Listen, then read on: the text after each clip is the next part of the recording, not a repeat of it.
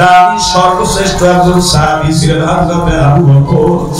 আল্লাহর নবীর জবান থেকে অসংখ্যবার জান্নাতের সুসংবাদ শুনছে, জান্নাতের সার্টিফিকেট দুনিয়াতেই পেয়ে গেছে। এরপরে আবু বকর সিদ্দিক রাদিয়াল্লাহু তাআলা রাতে যখন ঘুমাইতে যাইতেন, রাতে যখন গভীর হয়ে যাইত, ঘরের বিছানা থেকে পিঠটারে আলাদা কইরা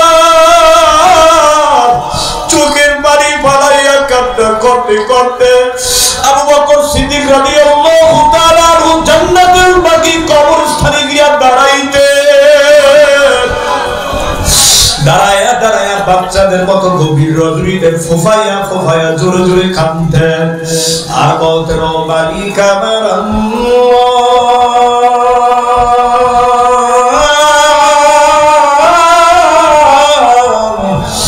আমি আবু বকর একা একা কেমনে থাকবো ওই মাটির ঘর কবরে। আশপাশের সব লোকজনদের ঘুম ভাঙা যাইত। জান্নাতুল বাকি কবরস্থানের আশেপাশে সব মানুষেরা, পাড়া প্রতিবেশীরা দৌড়ে আসত, কে এত জোরে কাঁদতেছে। কবরস্থানের মধ্যে কান্নার আওয়াজ শোনা যায়। আয়েশা দেখতেন আবু বকর কাঁদতেছে।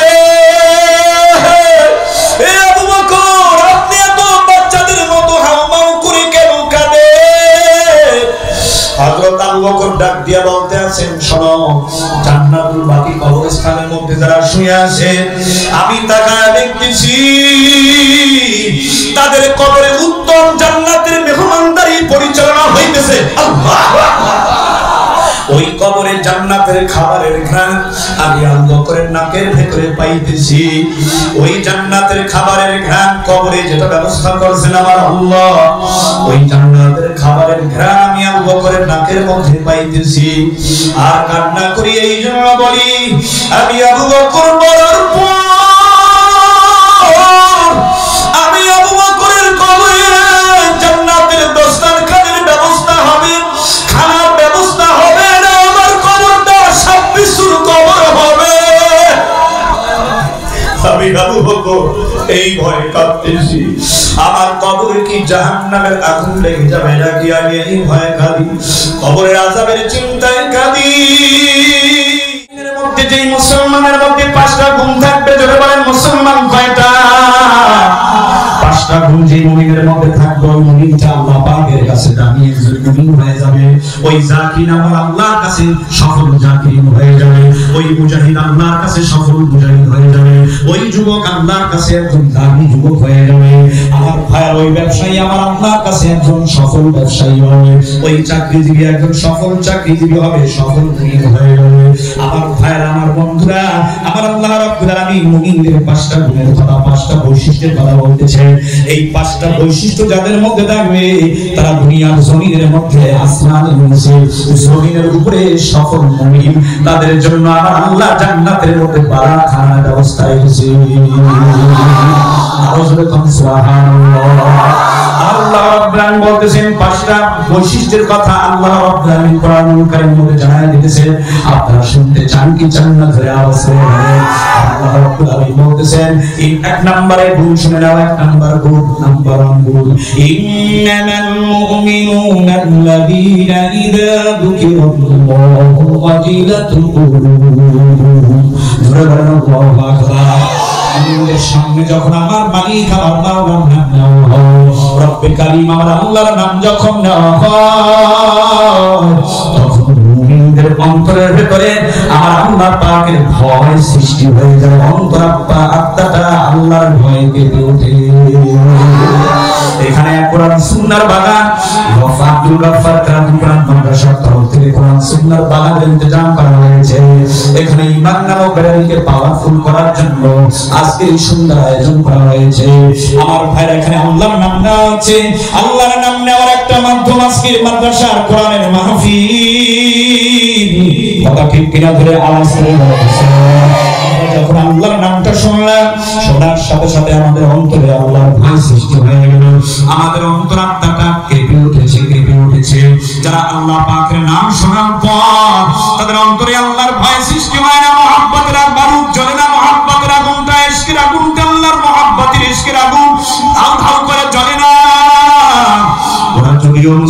দাবি করেন আমি মুসলমান, এইগুলি নাস্তিক, এইগুলি বেঈমান, কথা ঠিক না ঠিক? আরো জোরে বলো মুসলমান, কথা ঠিক কিনা? কোরআনের মাহফিলের আওয়াজ শোনার পর যদি তুমি বাধা দাও, যদিও দাবি করো তুমি মুসলমান, তুমি মুসলমান না, তুমি মুনাফিক, মুনাফিক, কথা ঠিক কিনা?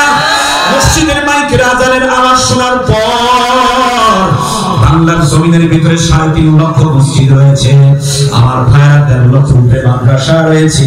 এই মসজিদগুলি থেকে যখন আজান দেওয়া হয়, আমার ভাইরা লক্ষ মুয়াজ্জিনের কণ্ঠে আজান দেওয়া হয়, আল্লাহু আকবার, আল্লাহু আকবার, জোরে বলেন আল্লাহু আকবার, আল্লাহু আকবার, আশহাদু আল্লা ইলাহা ইল্লাল্লাহ, আশহাদু আল্লা ইলাহা ইল্লাল্লাহ। আজানের আওয়াজ শুনে এক শ্রেণী আমার ভাইয়া সুশীল সমাজ যারা দাবি করে নাস্তিক, বেঈমান, নব্যনাস্তিক, কবির চৌধুরী আল্লাহ পাকের এই আজানের আওয়াজ শোনার পর এই আওয়াজকে বিশ্বের আমাদের সঙ্গে তুলনা করেছে।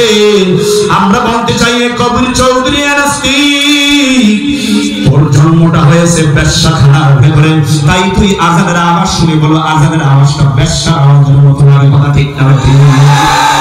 আমার ভাইয়ের কবির চৌধুরীর চামড়া তুলে নেব আমরা।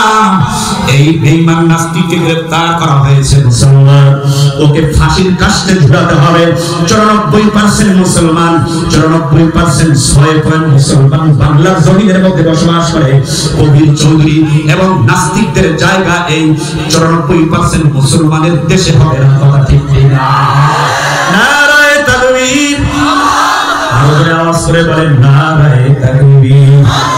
আজকের মাহফিলের স্বনামধন্য সভাপতি, বিশিষ্ট শিল্পপতি, বিশিষ্ট শিক্ষক দারুইন, আমার ভাইরা রাজপথের লড়াকু শৈলী যারা আলহাজ মোহাম্মদ আব্দুর রহমান সাহেবের আগমন, শুভেচ্ছার সমর্থন, নারায়ে তাকবীর। আমার ভাইরা মোহতারাম সভাপতি জনাব আলহাজ আব্দুর রহমান সাহেব, চেয়ারম্যান মহানগর কমপ্লেক্স বঙ্গবাজার গুলিস্তান ঢাকা, তিনি আমাদের মাঝে হাজির হয়েছেন। সবাই বলেন আলহামদুলিল্লাহ। তাহলে আল্লাহ পাকের নাম শোনার পর যাদের কলবটা, যাদের অন্তরটা আল্লাহর ভয় কপিয়ে কেঁপে ওঠে, তারা সফল মুমিনকে বলেছে আল্লাহ। 2 নাম্বার ওয়াজিলাত কুলুবুহুম ইযা তুলিয়াত আলাইহিম ওয়া ইযা তুলিয়াত আলাইহিম আয়াতুহু যাদাতুহুম ঈমানা।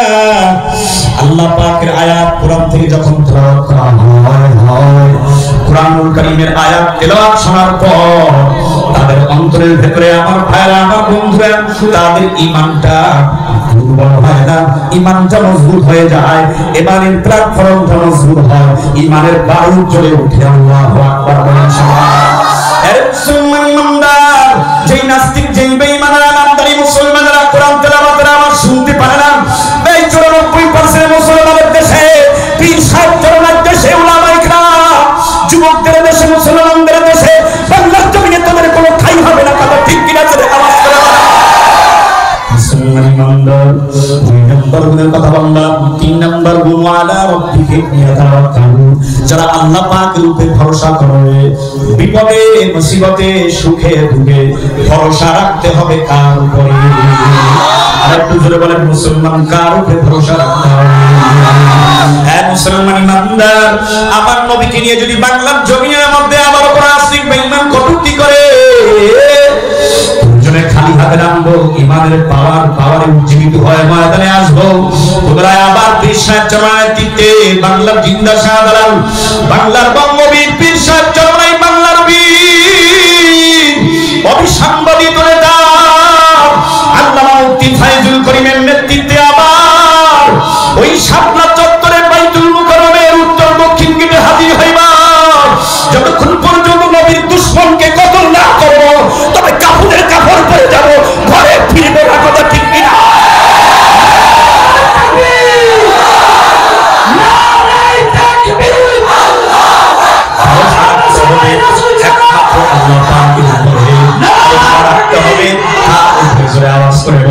আমরা সবাই রাসূল সেনা, ভয় করি না, বুকে তোমার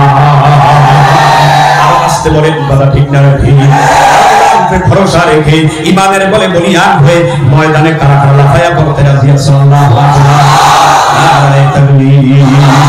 ওয়া ইযা তুলিয়াত আলাইহিম আয়াতুহু যাদাতুহুম ঈমানা,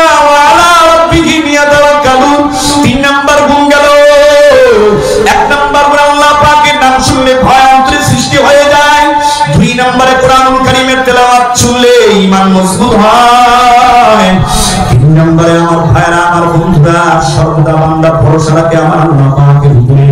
4 নাম্বার গুণ সফল মুমিনের শুনে নাও, ওয়াল্লাযীনা ইউকিমুনাস সালাতা ওয়া মিম্মা রাযাকনাহুম ইউনফিকুন। এই 4 নাম্বার গুণ মুমিন। বাবার মাজারে গিয়ে সিজদা করে কোনো লাভ নাই কথা ঠিক কি না? বাবার পায়ে সিজদা করে কোনো লাভ নাই। আসল পাতায় বাবার ছবি সামনে নিয়ে সিজদা করে কোনো লাভ নাই। সিজদা যদি দিতেই হয় এই কপালটাকে ওই মালিকের কুদরতি কদমে লাগাইয়া দাও, 5 ওয়াক্ত নামাজের মধ্য দিয়ে কথা ঠিক কি না? ওয়াল্লাযীনা ইউকিমুনাস সালাতা। 4 নম্বর গুণে মুসলমানরা 4 নম্বর গুণ মুমিনরা কি করে আযান শোনার পরে ঘরে থাকতে পারে না। অন্তরে আল্লাহর ভয় মহব্বতের আগুন জ্বলে আর মসজিদে গিয়ে আমার আল্লাহর কুদরতি কদমে সিজদা লাগায়। আল্লাহু আকবার। ওয়া রাযাকনাহুম ইউনফিকুন। 5 নাম্বার গুণ শুনে নাও মুসলমান, এই অর্থ সম্পদ টাকা পয়সা সব দিয়েছেন একমাত্র কে? আমার পীর বাবা দিয়েছে, আমার চেয়ারম্যান দিয়েছেন নাকি? আমার আমি চাকরি করি আমার প্রতিষ্ঠানের বস দিয়েছেন নাকি? আমার সরকার, আমার মেয়র, আমার কাউন্সিলর, আমার ওসি, আমার ডিসি কেউ আমাকে সম্পদ দেয় নাই, কেউ আমাকে টাকাও দেয় নাই, কেউ আমাকে গাড়ির মালিক বাড়ির মালিক বানান নাই। সব কিছু দিয়েছেন একমাত্র কে? মুসলমান ইমানদার ইমানদীপ্ত কণ্ঠে আওয়াজ করে বলো, সব কিছু মালিক একমাত্র কে? ওই মালিকের দেওয়া তো সম্পদ, এটা তোমার শক্তির বলে, বুদ্ধির বলে, মেধার বলে তোমার অর্জিত হয় নাই। এটা তোমার অর্জিত হয়েছে রব্বুল আলামিনের রহমতের মধ্য দিয়ে, অনুগ্রহের মধ্য দিয়ে। কথা ঠিক কিনা? ধরে আওয়াজ করে বলো, আমিম্মা রাযাকনাহুম ইউনফিকুন। ইয়া তেরি মাল দৌলত, ইয়া তেরি শাহি মাকান, ও তুঝকো সরেগা নেহি না উসসে সরেগা তু। এ মুসলমান ইমানদার, এই জন্য বলছিলাম সফল মুমিন তোমার আমার ভালো লাগবে। মালিকের দেওয়া অর্থ সম্পদ থেকে আমার মালিক আমার আল্লাহর রাস্তায় খরচ করা লাগে। যারা আমার আল্লাহর দেওয়া অর্থ সম্পদ থেকে আমার আল্লাহর রাস্তায় খরচ করে, ওই মানুষগুলি আমার আল্লাহ পাকের প্রিয় গোলামে লিপ্ত হয়ে যাবে, অন্তর্ভুক্ত হয়ে যাবে। আমার আল্লাহ রাব্বুল আলামিন 4 নম্বর আয়াতে কারিমার মধ্যে বলতেছেন, উলাইকা হুমুল মুমিনুনা হাক্কান। তারাই সফল মুমিন, তারা সৎ মুমিন, তারা সত্যবাদী মুমিন। আল্লাহু আকবার। দারাজাতু ইনদা রাব্বিহি ওয়া মাগফিরাতু ওয়া রিজকুন কারীম।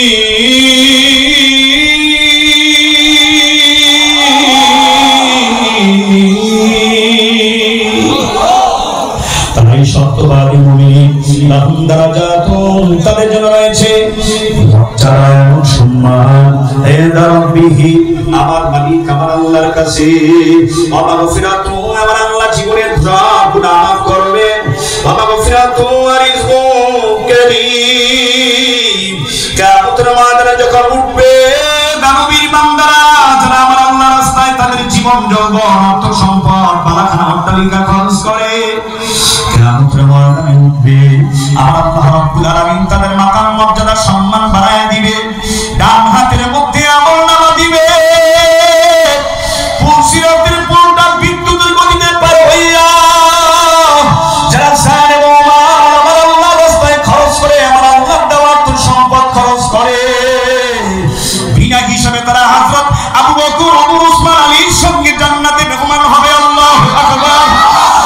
মুসলমান ইমানদার, একটা ঘটনা শুনেন। আল্লাহ নবী সাল্লাল্লাহু আলাইহি সাল্লামের কাছে একজন সাহাবী আসেন। সাহাবী একজন গরীব সাহাবী, অসহায় একজন সাহাবী এসে বলতেছেন, ইয়া রাসূলুল্লাহ, ইয়া হাবিবাল্লাহ, হুজুর আমার বাচ্চাগুলি ছোট, আমার বাচ্চাগুলি মাসুম বাচ্চা, তাদের ভালো মন্দর বুঝ ব্যবস্থা কিছুই হয় না। ইয়া রাসূলুল্লাহ, আমার বাড়ির একজন প্রতিবেশী আছে, প্রতিবেশী তার একটা খেজুর গাছ আছে, ওই খেজুর গাছের খেজুরগুলি সব পেকে গেছে। হুজুর তার খেজুর গাছটা আমার বাড়ি থেকে ঝুলানো। হুজুর আমরা অত্যন্ত গরিব, 3 বেলা ভালোভাবে খেতে পারি না। ইয়া রাসূলুল্লাহ, ইয়া হাবিবাল্লাহ, আমার বাচ্চাগুলির যখন ক্ষুধা লাগবে, আমার বাচ্চাগুলি ক্ষুধার কারণে সহ্য করতে না পেরে ওই প্রতিবেশীর খেজুর পেকে পেকে আমার বাড়ির আঙিনার মধ্যে পড়ে যায়, টোকাইয়া টোকাইয়া ওরা আমার বাচ্চাগুলি মুখে দেয়। তখন আমার প্রতিবেশী আয়েশা নিষ্ঠুর আচরণ করে, ওই পাকা খেজুরগুলি আমার মাসুম বাচ্চাগুলি উঠাইয়া উঠাইয়া মুখে মুখে দিয়ে খায়, আঙ্গুল দিয়ে সব খেজুরগুলি বের করে নিয়ে যায়। হুজুর আপনি কি আমাকে একটা খেজুর গাছের ব্যবস্থা করে দিবেন? আল্লাহু আকবার। ওই ভরা প্রতিষ্ঠার ভেতরে আমার নবী ডাক দিয়ে কয়, কে সেই তোমার প্রতিবেশী? তাকে ডেকে পাঠাও। ডেকে পাঠানো হইল, আল্লাহ নবীর কাছে আসছে। আল্লাহ নবী ডাক দিয়ে কয়, এ শোনো, এই খেজুর গাছটা কি তোমার? জি ইয়া রাসূলুল্লাহ, ইয়া হাবিবাল্লাহ, এই খেজুর গাছটা আমার। কয় তোমার খেজুর গাছটা তুমি আমাকে দিয়ে দাও, আমাকে হাদিয়া দাও। আর শোনো, আমি বিনিময়ে তোমাকে জান্নাতের ভেতরে একটা খেজুর গাছের ব্যবস্থা করে দিব। লোকটা ছিল নামধারী মুসলমান মুনাফিক। এই মুনাফিক ডাক দিয়া বলতেছে, ইয়া রাসূলুল্লাহ, বাহানা করতেছে, বাহানা। ইয়া রাসূলুল্লাহ, ইয়া হাবিবাল্লাহ, এই খেজুর গাছটা আমি আপনাকে দিতে পারবো না। আমার সন্তানেরা খেজুর গাছটার খেজুর খুব পছন্দ করে, আমার দেওয়া সম্ভব হবে না। আমার নবীকে সাথে সাথে মুখে না করে দেয়। কপাল পোড়া ডাক দিয়া বলতে আছে, ইয়া রাসূলুল্লাহ, এই খেজুর গাছটার পরিবর্তে আপনি আমার কাছে যা কিছু চাইবেন সব আপনাকে আমি দিতে রাজি আছি, কিন্তু খেজুর গাছটা দিতে রাজি না। ওই মজলিসের ভিতরে আল্লাহ নবীর কলিজার টুকরা একদম ধনাঢ্য বড় মনের সাহাবী ছিলেন হযরতে আবু দাহদা রাদিয়াল্লাহু তাআলা আনহু। আমার মায়ের নবীর চেহারা মলিন হয়ে গেছে। কিছুক্ষণ পর ডাক দিয়া বলতে আছে, ভাই শোনো, তোমার খেজুর গাছটা আমার কাছে বিক্রি করবা কিনা বলো, বলো কত দাম চাও তুমি? ভাই আমার খেজুর গাছটা একটা শর্তের বিনিময়ে আমি বিক্রি করতে পারি, যদি তোমার কাছে একটি খেজুর আছে, তোমার 600 খেজুর গাছ ওলা বাগানটা যদি তুমি আমাকে দিয়ে দিতে পারো, তাহলে এই একটা খেজুর গাছ আমি তোমাকে দিয়ে দিতে পারি, বিনিময় করো। তোমার 600 খেজুরালা যে বাগান আছে, 600 খেজুরালার যে গাছের বাগান, এটা তুমি আমাকে দাও, আর বিনিময়ে তুমি আমার একটা খেজুর গাছ নিয়ে নাও। ওই আবু দাহদা সাহাবী রাজি হয়ে গেছেন আল্লাহর নবীর মুখে হাসি ফুটানোর জন্য। অসহায় মাসুম বাচ্চা ওই সাহাবীদের বাচ্চাদের মুখে খাবার তুলে দেওয়ার জন্য নিজের 600 খেজুরের বাগানের খেজুর গাছ সাথে সাথে ওই মুনাফিককে বলল, তুমি নিয়ে নাও, আর একটা খেজুর গাছ আমাকে দিয়ে দাও। বিবি বাচ্চাদেরকে ডাক দিয়া বলতে আছে, খেজুর গাছের সব খেজুর পেকে গেছে, বিবি বাচ্চারা সবাই খেজুর বাগানের মধ্যে চলে গেছেন। খেজুর বাগানের ঘেটে ডাক দিয়া কয়, বিবি আমার সন্তানেরা বের হয়ে আসো, এই খেজুরের বাগান নিয়ে আমি আল্লাহ এবং রাসূলের সাথে জান্নাতের জন্য ব্যবসা করেছি। আরো জোরে আল্লাহু আকবার। সবাই দৌড়ে আসতেছে, সবাই দৌড়ে আসতেছে, সবাই দৌড়ে আইসা আল্লাহু আকবার, আল্লাহু আকবার। সবাই দৌড়ে এসে ডাক দিয়া বলতে আছে, ও আবা, ও আব্বু, ইয়া আমানা রবিহাল ভাই, আব্বা আপনি যে আল্লাহর নবীর সাথে ব্যবসা করছেন আখিরাতের দিক দিয়া, এই ব্যবসাটাই হলো লাভবান ব্যবসা। জোরে জোরে সুবহানাল্লাহ। খেজুর গাছটার ব্যাপারে আল্লাহ নবীকে ডাক দিয়া কয়, আবু দাহদা রাদিয়াল্লাহু তাআলা আনহু, ও মায়ার নবী, এই নেন খেজুর গাছ। মায়ার নবী শুনতে পাচ্ছেন 600 খেজুর গাছের বিনিময়ে, বাগানের 600 খেজুর গাছের বিনিময়ে এই মুনাফিক একটা খেজুর গাছ তার কাছে বিনিময়ে আদান প্রদান করছে, বিক্রি করছে।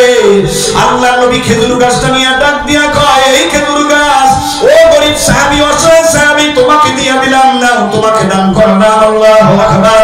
আবু দাহদা ডাক দিয়া কয়, ইয়া রাসূলুল্লাহ, ইয়া হাবিবাল্লাহ, মায়ার নবী গো, আপনি তো আপনাকে আগে আমি বলেছিলাম আমি যদি আপনাকে একটা খেজুর গাছ দান করে হাদিয়া দেই আমার জন্য কি জান্নাতে খেজুর বাগান থাকবে কিনা? মায়ার নবী কয় তুমি যখন খেজুর বাগান 600 খেজুর বাগানের 600 খেজুর গাছ ওই মুনাফিককে দিয়ে একটা খেজুর গাছ তুমি আমি রাসূলকে হাদিয়া দিছো, আমি রাসূল আবার এই গরিব সাহাবীকে হাদিয়া দিলাম তার বাচ্চাদের খাবারের জন্য। আমি রাসূল এই মুহূর্তে দেখতে পাইতেছি আল্লাহ রাব্বুল আলামিন একটা খেজুর গাছের বিনিময়ে জান্নাতের ভিতরে তোমার জন্য হাজার হাজার লক্ষ লক্ষ খেজুর বাগানের ব্যবস্থা করে দিয়েছে। আরো জোরে জোরে কোন সুবহানাল্লাহ। মান বিল হাসানাতি ফালাহু আশরু আমসালিহা। চিল্লায়ে বলেন আল্লাহু আকবার। আল্লাহ রাব্বুল আলামিন ডাকতে আরম্ভ সূরা আনামের 160 নম্বর আয়াতের মধ্যে যে ব্যক্তি আমি আল্লাহর রাস্তায় 1 টাকা খরচ করবা আমি আল্লাহ রাব্বুল আলামিন 1 টাকার বিনিময়ে তোমাকে 10 টাকা দানের সওয়াব দান করব। আর জোরে জোরে কোন সুবহানাল্লাহ। আমার ভাইরা আমার বন্ধুরা একজন ধনাঢ্য সাহাবী হযরত আবু হুরায়রা রাদিয়াল্লাহু তাআলা আনহু থেকে বর্ণিত আল্লাহর নবী সাল্লাল্লাহু আলাইহি সাল্লাম বলেন আল্লাহর নবীর জামানায় একজন ধনাঢ্য সাহাবী ছিলেন রাতের গভীরে 12টার পরে বের হয়েছে অনেক কোটি টাকা পয়সা নিয়ে। জোরে বলুন আল্লাহু আকবার। এক মুসলমান ইমানদার কষ্ট হয় নাকি আপনাদের? ভাইরা আমার বন্ধুরা বর্তমানে তো আমরা তাকায় দেখি কয় সন্ধ্যার পর এশার পর সকালবেলা 12টা 1টার দিকে সাদাবাজি করা যায় না, লিস্টি আইসা গেছে। আমার ভাইরা আমার বন্ধুরা কাপড়াগি চরে পুনরায় সাদাবাজি শুরু হয়ে গেছে। আমরা চাই আপনি সাদাবাজির বিরুদ্ধে কিছু বলেন। হারাম খাওয়া কি হারাম না হারাম আপনারা বলেন গু খাওয়া হারাম না হারাম? আরো জোরে আওয়াজ করে বলেন গু খাওয়া হারাম না হারাম? সুদ খাওয়া কি ঘুষ খাওয়া কি অন্যরূপে জুলুম নির্যাতন করে টাকা দাবি করা প্রেশার ক্লিয়ার করে চাঁদা দাবি করা এটা ঘুষের মতো, এটা সম্পূর্ণ হারাম। কথা বলেন না কেন? যারা কথা বলে না আমি মনে করি আপনি মনে হয় দিয়া অভ্যাস আর তাদেরও নিয়া অভ্যাস। দেয়ার অভ্যাস আর করা যাবে না। এখন 5 নাম্বার দিয়া সোজা কইরা ফালাইতে হবে রাস্তার ভিতরে লাইসা। আরো জোরে কোন কথা ঠিক না ঠিক না? নারায়ে তাকবীর। সাদাবাজি সাদাবাজি মাস্তানি মাস্তানি নারায়ে তাকবীর। সাদাবাজি যারা করো আমি তাদেরকে বলবো তুমি হুঁশিয়ার হয়ে যাও, সাবধান হয়ে যাও। দরিদ্রতা সাধারণ মুসলমান দেশপ্রেমিক জনতা যুবকরা তোমাকে যদি ধরে আচ্ছা করে মুগুর মেরে তোমাকে কিন্তু আলু ভর্তা বানায় ফেলবে। আরো জোরে কোন কথা ঠিক না ঠিক? হারামে হারাম নাই, হারামে কোনো আরাম আছে? যদি এইগুলি করেন দেখবেন এক সময় গাড়ির তলে বইরে আদামারা হয়েছেন, পঙ্গু হয়ে গেছেন। টাকা গেছে স্কয়ার হাসপাতালে, টাকা গেছে ঢাকা মেডিকেলে, টাকা গেছে আপনার ফিজি হাসপাতালে, টাকা গেছে মাদ্রাসে, টাকা গেছে ইন্ডিয়ায়, টাকা গেছে মিয়ানমারে, টাকা গেছে থাইল্যান্ড, টাকা গেছে সিঙ্গাপুর হাসপাতালে। কোন জায়গা থেকে নামবে টের করতে পারবা না। বাদ দিয়ে তওবা করে ভালো হয়ে যাও। আল্লাহ সবাইকে সহি বুঝ দান করুন। সকলে বলি আমরা আমিন। মুসলমান ইমানদার রাতের গভীর বেলায় গভীরে ওই ধনাঢ্য সাহাবী নেমে গেছে অনেক কোটি টাকা পয়সা নিয়ে। আপনাদের কষ্ট হয় না কিছু? আরো জোরে বলেন কষ্ট হয় নাকি? ওই সাহাবী টাকা পয়সা নিয়ে নেমে গেছেন কাকে দান করবেন? কিছু দূর যাইতেছে ওই ধনাঢ্য সাহাবী। আবরারা বলেন আল্লাহর নবীর জবান থেকে শুনছি। কিছু দূর যাওয়ার পর তাকায় দেখতেছে একজন পতিতা মহিলা। কি মহিলা? একজন পতিতা মহিলা, একজন বেশ্যা মহিলা খরিদ্দার তালাশ করতেছে। আমার ভাইরা আমার বন্ধুরা খরিদ্দার তালাশ করবে খারাপ কাজ করার জন্য, খারাপ কাজের বিনিময়ে টাকা সে গ্রহণ করবে। কিন্তু ওই ধনাঢ্য সাহাবী ওই পতিতা মহিলাকে ডাক দিয়া কয় মহিলা আমি তোমার জন্য কিছু হাদিয়া রাখছি, তুমি আমার এখান থেকে গ্রহণ করো। যখন পতিতা মহিলা ওই সাহাবীর মাধ্যমে ধনাঢ্য সাহাবীর মাধ্যমে টাকা পয়সা পেয়ে গেছে সাথে সাথে তার ভেতরে আল্লাহর ভয় আল্লাহর মহব্বত সৃষ্টি হয়ে গেল। আরে আমি না খেয়ে কত কষ্ট করতেছি, হারাম ভাবে উপার্জন করে আমি অর্থ কামাই করার জন্য ঘর থেকে বের হয়েছি, আমার সতীত্বকে নষ্ট করার জন্য আমি রাস্তায় বের হয়েছি, আমি খরিদ্দার তালাশ করতেছি। এই লোকটা কোথা থেকে এসে আমাকে কতগুলি টাকা হাদিয়া দিয়ে গেল, দান করে গেল। আজকে থেকে আমি নিয়ত করলাম এই টাকার জন্যই যেহেতু আমি খারাপ কাজে লিপ্ত হই, আজকে থেকে তওবা করলাম আর কোনদিন যেহেতু টাকা পেয়ে গেছি আর কোনদিন খারাপ কাজ আমি করব না। আল্লাহু আকবার। সাহাবী দুনিয়াতে দান করে সাথে সাথে বাসায় চলে আসছে। আবার দেখা গেল মানুষ এলাকার ভিতরে বলাবলি করতেছে, এই সাহাবী ধনাঢ্য সাহাবী কি কাজ করলো, তার কতগুলি টাকা পয়সা নিয়ে রাতের গভীরে একটা প্রকৃত মহিলাকে দান করে আসছে। কাজটা বেশি ভালো হয় নাই, কিন্তু তিনি চুপ রয়েছেন, কোনো উত্তর দেন নাই, কথা বলেন নাই। রাতের গভীরে আবার পরের দিন দ্বিতীয় দিন বের হয়েছে। এবারে তাকায় দেখে আমার ভাইরা একটা চোর, সে একটা বাড়িতে চুরি করার জন্য পজিশন নিতেছে, প্রিপারেশন নেয়, প্রস্তুতি নেয়। ওই ভদ্রলোক সাহাবী ধনাঢ্য সাহাবী চোরকে ডাক দিয়ে বলতে আছেন, ভাই আমি তোমাকে কতগুলি টাকা পয়সা হাতিয়ে দিলাম, এই টাকা পয়সাগুলি নিয়ে তুমি বাসায় চলে যাও, বাসায় চলে যাও। ওই চোর চিন্তা করে আমি তো টাকার জন্যই চুরি করতে ডাকাতি করতে বাসা থেকে বের হয়েছি, যেহেতু আমি টাকা পয়সা পেয়ে গেছি আজকে থেকে আর কোনোদিন চুরি করব না, আজকে থেকে আর হারাম পন্থায় কোনোদিন উপার্জন করব না। আরো জোরে আল্লাহু আকবার। সে তওবা করে ভালো হয়ে গেল। তৃতীয় দিন আবার ওই সাহাবী এলাকার ভেতরে শুনতেছেন, পরের দিন সকালবেলা হায় রে ওই ধনী সাহাবী কাজটা কি করলো, সে কি কাজ করলো, একটা চোরকে কতগুলি টাকা পয়সা দান কইরা দিয়ে আসছে। ওই চোরে তো খাইবে আবারও চুরি করবে, কিন্তু চোর বেচারা টাকা পয়সা পাইয়া যে ভালো হয়ে গেল, খান দিলে তওবা করলাম কোনদিন চুরি করবে না। এইটা তো আর কেউ বলতে পারে না, একমাত্র জানেন কে? মুসলমান তাড়াতাড়ি ইমান দিত কণ্ঠে আওয়াজ করে বলেন, জানেন একমাত্র কে? একমাত্র মালিক আমার আল্লাহ। তৃতীয় দিন আবার এই ধনাঢ্য সাহাবী বের হইছে। এবারে তাকায় দেখে মার্কেট অফিস আদালত সবাই আটকাইয়া, যার যার বাসায় সবাই চলে যায়। এইবারে কি করছে, ওই মার্কেটের একদম ধনাঢ্য ব্যবসায়ী তাকে ডাক দিয়া কয়, ভাই আমি তোমাকে এই টাকা পয়সাগুলো হাতিয়ে দিলাম, তুমি বাসায় নিয়ে যাও। আমার ভাইরা আমার বন্ধুরা লোকজন বলাবলি করে, কাজটা কি করলো এই সাহাবী, আজকে তো একজন ধনাঢ্য ব্যক্তিকে দান করে আসছে, তার তো কোনো অভাব নাই। রাতের গভীরে ঘুমায় সাহাবী বিছানায়, রাতের গভীরে আওয়াজ শুনতে পায়, অদৃশ্য থেকে আওয়াজ শুনতে পায়, ডাক দিয়ে কয়, ও আল্লাহর গোলাম, গোপনেও দান করা ভালো কাজ, নেকির কাজ, গোপনে দান করা নেকির কাজ, ভালো কাজ।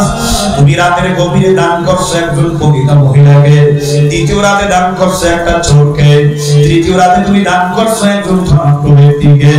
তোমার এই সম্পদ থেকে দানের আমল আমার আল্লাহ পছন্দ কইরা নিয়া আমার আল্লাহ রাব্বুল আলামিনের পক্ষ থেকে সুসংবাদ গ্রহণ করো, তোমার জীবনের সব গুনাহ আল্লাহ মাফ করে দিয়েছে। শুনে নাও, শুনে নাও, আমার আল্লাহ শুধু মাফই করেন নাই, তোমাকে জান্নাতের ভিতরে স্পেশাল বালাখানা আমার আল্লাহ বানায় দিয়েছে। আর জোরে জোরে সুবহানাল্লাহ। আরে তিনি জিজ্ঞাসা করতেছেন, কেন কি হইল বুঝতে পারলাম না। এলাকার লোকজনে বলে, আমি চোরকে দান করলাম, ভুল করেছি, সিদ্ধান্ত আমার ঠিক না। পতিতা মহিলাকে দিলাম, সিদ্ধান্ত আমার ঠিক না। ধনাঢ্য ব্যক্তিকে দিলাম, সিদ্ধান্ত আমার ঠিক না। তখন দৃশ্য থেকে আবার আওয়াজী ঘুমের ঘরে স্বপ্নে দেখে সাহাবী, তুমি একটা পতিতা মহিলাকে দান করছো, পতিতা মহিলা এই দানের টাকা পয়সা পাওয়ার পর নিয়াত সই খাইরা ফলাইছে, টাকার জন্যই তো আমি অপকর্ম জিনায় লিপ্ত হই, টাকা পাওয়া গেছি আর কোনদিন জিনা করব না রে মালিক। সে তওবা করে নেককার হয়ে গেছে, ভালো হয়ে গেছে। একটা চোরকে দান করছো, চোর তওবা করে ভালো হয়ে গেছে। একজন ধনী ব্যক্তিকে দান করছো, কিন্তু সে কিপটা কৃপণ। ওই কৃপণ লোকটাও চিন্তা করলো, হায় রে আমার তো টাকা পয়সার অভাব নাই, মরার পর আমার কিছুই আমার সঙ্গে যাবে না, ধন সম্পদ টাকা পয়সা মান সম্মান প্রতিপত্তি, আমার বিজনেস, আমার ব্যাংক ব্যালেন্স, আমার গাড়ি, আমার বাড়ি সব পুরে থাকবে, কিছুই যাবে না। অথচ আমার আল্লাহ রাব্বুল আলামিন বলেছে, ওয়া মিম্মা রাযাকনাহুম ইউনফিকুন। আরে আমি অধম আজকে এই লোক আমাকে দান করে আমার চক্ষুটা খুলে দিল। ও দয়ার মালিক আল্লাহ, জিন্দেগিতে যতদিন আমি বাইচা থাকব তোমার দেওয়া অর্থ সম্পদ থেকে শুকরিয়া আদায় করো আল্লাহ। তোমার রাস্তায় যথেষ্ট দান করার চেষ্টা করব। জোরে জোরে বলুন সুবহানাল্লাহ। সাহাবীর ঘুম ভেঙে যায়, নিজের আত্মতৃপ্তি অনুভব হয়ে যায়। ও কাপ্তানি চড়াকা মুসলমান, ও দিনদাররা, ব্যবসায়ীরা, কর্মজীবীরা, এ টাকার মালিক, গাড়ির মালিক, জায়গার মালিক, এ যুবক মালিক যেহেতু আছে আব্দুল গফফার কুরআন মাদ্রাসার মাহফিলে তোমার আমারে নিয়ে আসছে। এ টাকার মালিক, গাড়ির মালিক, এ কবর পথের পথিক আমার ভাইরা, একটা বড় চিন্তা করে দেখলাম না আজকে মাহফিল শেষে ঘরে গিয়া বালির সঙ্গে মাথা লাগিয়ে একটু নিজের মনকে জিজ্ঞাসা করব, আরো তো পিছনে কত ঘুম আমি ঘুমাই না। একটা বড় ভালোভাবে চিন্তা করে দেখলাম আমি তো আমার না, আজ রাতে যদি আমি মারা যাই, আগামীকাল সকাল বেলায় ফজরের নামাজের পর দুনিয়া মাদ্রাসা সহ রনি মার্কেট, বাইতুল মামুর মসজিদের মাইকেরান হবে, কাপ্তাগিচর বিভিন্ন মসজিদের মাইকেরান হবে, অমুক চেয়ারম্যান সাহেব, অমুক ব্যবসায়ী, অমুক হাদিস সাহেব দুনিয়ায় আমি কবরের দিকে রওনা। আর মুসলমান ইমানদার, আজকে আল্লাহর নবী সাল্লাল্লাহু আলাইহি সাল্লাম এই আয়াত বারবার সাহাবায়ে কেরামদেরকে শুনিয়ে দিয়ে গেছেন। উলাইকা হুমুল মুমিনুনা হাক্কান লাহুম দারাজাতুন ইনদা রাব্বিহিম ওয়া মাগফিরাতুন ওয়া রিজকুন কারীম। চন্দের নাজদে মাস দার হাকিকত মালিকে খান খোদা। এ কবর পথের প্রতীকে মরার পর তো বালানা কিন্তু জানাজা হয়ে যাবে। জানাজা হওয়ার আগে তোমাকে আমাকে এক নজর দেখার জন্য সবাই আসবে। দিলটা নরম করেন, 2 ফোঁটা চোখে পানি নেওয়ার চেষ্টা করেন। এই তো গত পরশুদিন জিয়াদি সাহেব, শফিউদ্দিন জিয়াদি সাহেব ওলামা শাইখে সেক্রেটারি হিসেবে এখানে আছে, আর ওলামায়ে কেরামরা ছিলেন।